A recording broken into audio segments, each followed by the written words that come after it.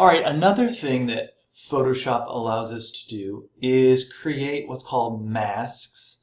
And this allows us to hide portions of our image based on black and white values. Black will reveal it, and white will reveal it, and black will hide it, or vice versa. And this is helpful instead of taking an image. And so let's say I wanted to take this turtle out of this scene, remove everything else.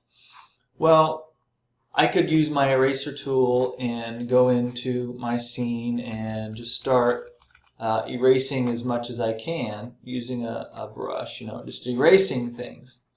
But then once I do that, all that data is gone, and I don't necessarily want to do that. So what you can do is you can remove portions of your scenes by creating a mask. And a mask is a secondary element to your scene, so to your layer. So here's the layer I'm working on.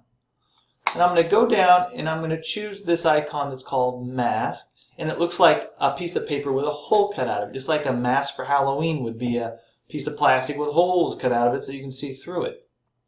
And so that's what we're going to add to our layer. And when you do that, you'll see that it provides you a piece of white paper. So imagine white being the ability to see something and black being the color to hide it. So notice that I can click on my photo image here, or I can click on the mask itself. If I'm clicking on this, then any manipulation that I do, say painting this, I'll just use a color that you can see, I'm painting on this mask. I'm painting on the photo itself, not the mask. Control. If I select the background, notice that this turns to black or white, click on the mask, the color values change. It's either black or white or a shade of gray. So let me show you what's happening. Now, just as a way of demonstration, I'm going to duplicate this background. I'm going to hide it, and I'm going to add a hue and saturation value to it. And I'm going to hide this top layer so that you can see I'm going to just change the hue values. Okay, so now it's yellow. That's going to be there just so that you can see what I'm doing to this top layer. I turn the top layer on. Okay, I'm going to hide this. Now this is this layer here. So I'm painting into the background copy mask. Not the painting, not the image, but the mask. And I'm going to swap this. I'm going to use this little arrow and switch the colors to black. Now I have a paintbrush.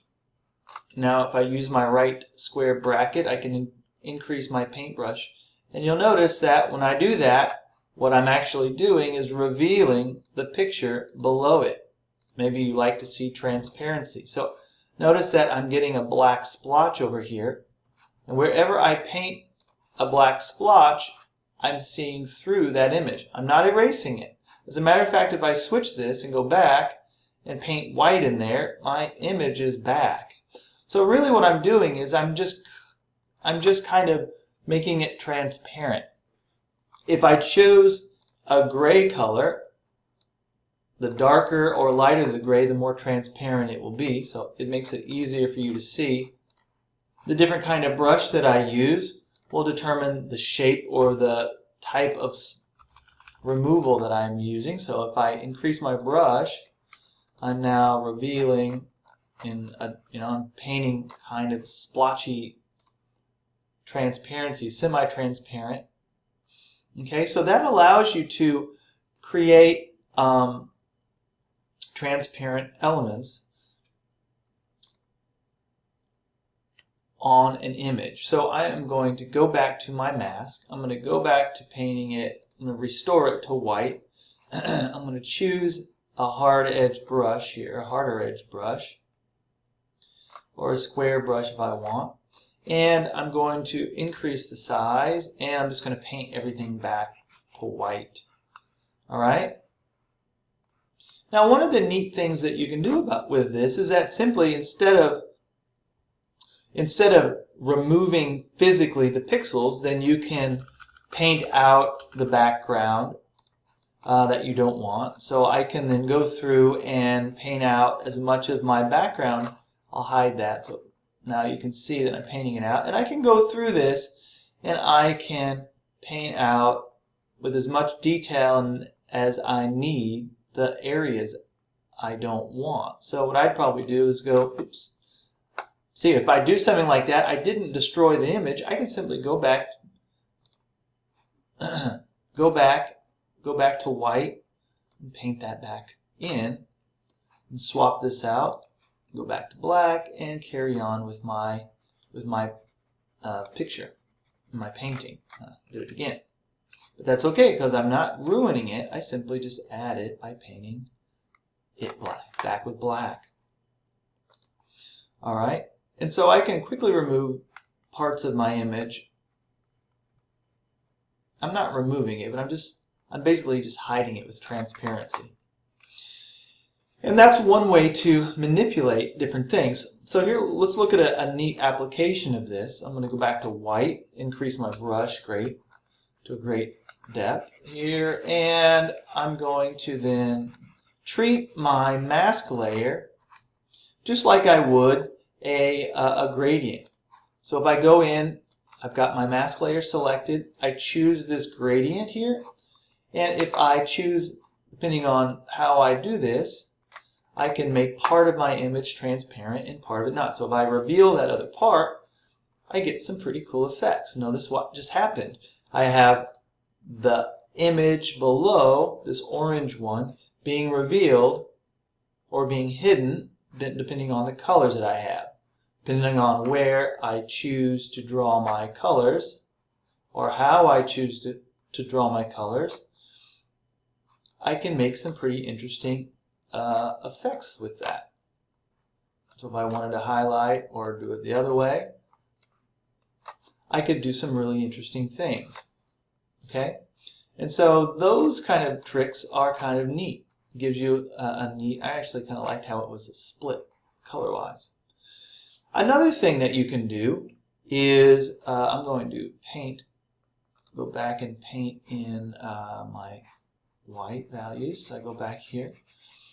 Here's a neat trick. Is you can use, let's say I wanted to have a text that revealed this image inside of it. Well, I could use a mask to do something like that as well. And that way I don't ruin my image. So what I'm going to do is I'm going to go to a blank layer, and I'm going to go up to my text tool over here on the side, and I'm going to draw a text box about here. And in that text box, I'm going to make large, I'm going to say 100, and I'm going to write in turtle. So here's the turtle text, and I'm going to change this to be a nice big bold and something that's nice big and bold. I'm going to increase this to maybe 120. Oops, not that big. And basically I just want a nice big, I might even go bigger still. Alright, something that's just kind of big. And what I want to do is I want to capture the pixels of this lettering, meaning I want to select the shapes of each one of these letters. One of the ways we can do that is use what's called the magic wand.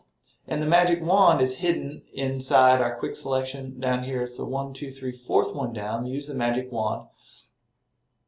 And I want to set my tolerance to 0 because I want it to pick up the entire shape. So I'm going to click inside and hold down Shift, and I'm going to select the insides of all these layers. Now those become a selection.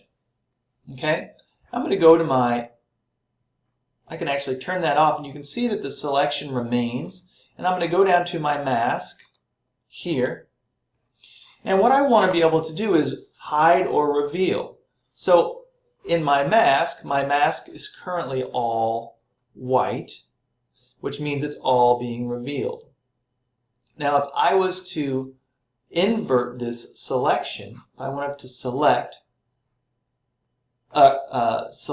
and inverse, I could change my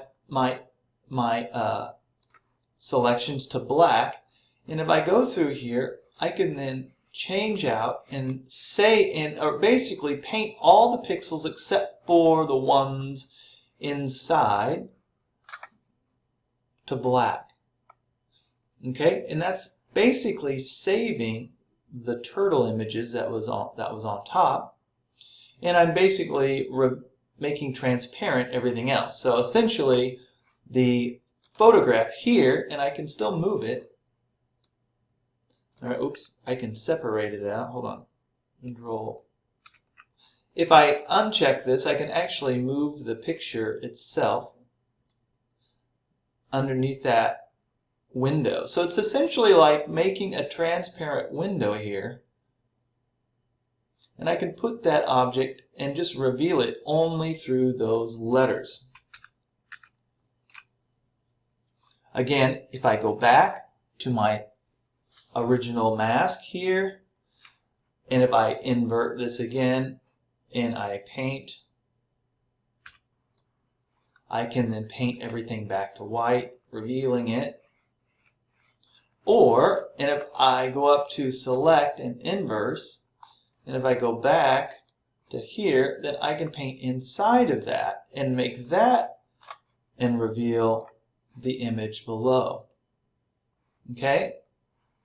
So that's pretty interesting. So you can experiment and do some things like that as well.